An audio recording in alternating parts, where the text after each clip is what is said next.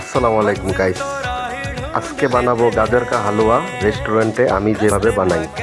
ভিডিওটি ভালো লাগলে লাইক করবেন, কমেন্ট করবেন, শেয়ার করবেন, ফলো দিয়ে রাখবেন, আমার ইউটিউব চ্যানেলটি সাবস্ক্রাইব করবেন। প্রথমে দিয়ে দিয়েছি আমি 700 গ্রাম ঘি, তার মধ্যে দিলাম 7 থেকে 8 পিস এলাচ, তারপরে দিয়ে দিলাম গাজরটা আমি গ্রেট করে নিয়ে প্রেসার কুকার দিয়ে সিদ্ধ করে নিয়েছি, 8 সিটি মেরেছি।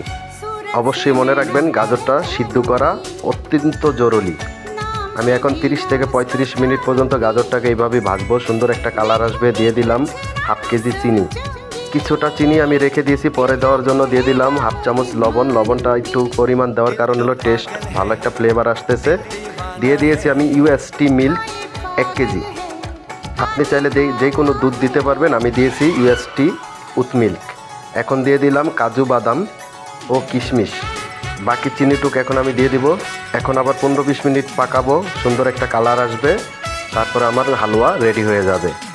দেখতেই পাচ্ছেন খুব সুন্দর একটা ফ্লেভার আসতেছে এবং খুব ভালো একটা কালার আসতেছে। যেরকমটা আমি চেয়েছিলাম সেই রকমই কালার আসছে। আমাদের রেস্টুরেন্টে সবসময় এরকমই তৈরি হয়। ভিডিওটি ভালো লাগলে আমার পাশে থাকবেন, ফলো দিয়ে রাখবেন, সাবস্ক্রাইব করবেন। আমি এখন গাজর হালুয়াটা নামিয়ে চেক করে নিব। ওয়াও, খুব সুন্দর হয়েছে। ভিডিওটি ভালো লাগলে ফলো দিবেন। আসসালামু আলাইকুম।